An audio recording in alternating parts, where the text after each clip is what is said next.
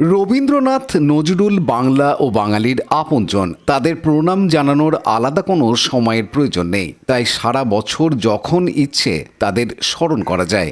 তারা বাঙালির আনন্দের সাথে দুঃখের সান্ত্বনা। শুক্রবার প্রাকৃতিক দুর্যোগের ভ্রুকুটি কাটিয়ে আষাঢ়ের সন্ধ্যায় চুঁচুড়ার বারোদুয়ারির শতবর্ষ অতিক্রান্ত হুগলি সাহিত্য মন্দির গ্রন্থাগারে রবীন্দ্র নজরুলের সন্ধ্যা পালিত হল। এদিন পল্লবী ব্যানার্জি চ্যাটার্জির রবীন্দ্রসঙ্গীতের মধ্য দিয়ে অনুষ্ঠানের সূচনা হয়। কাব্যাঙ্গনের আবৃত্তি অনুষ্ঠানটিকে প্রাণবন্ত করে তোলে। সৃষ্টি নৃত্য শিক্ষা কেন্দ্রের নৃত্যানুষ্ঠান উপস্থিত দর্শকদের মনে রেখাপাত করে। দিলীপ চক্রবর্তীর মাউথ অর্গান পরিবেশন দর্শকদের বাড়তি পাওনা। শিল্পী ও শিক্ষিকা মৌসুমী বসু চ্যাটার্জির নজরুল সঙ্গীত উপস্থিত দর্শকদের মোহিত করে দেয়। এছাড়া বিশ্বরূপ সাধুর নজরুল গীতি শ্রোতা দর্শক বেশ উপভোগ করেন।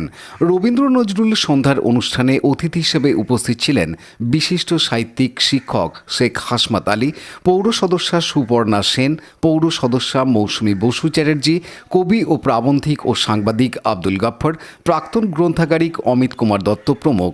গ্রন্থাগারের সম্পাদক সৌমিত্র সিংহর সঞ্চালনায় অনুষ্ঠানটি সুন্দরভাবে পরিচালিত হয়।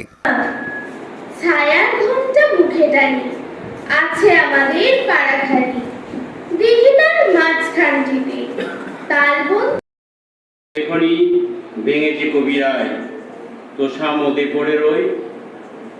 লেখনী আর লেখে না কবিতা, প্রতিবাদী স্বরে মাথা।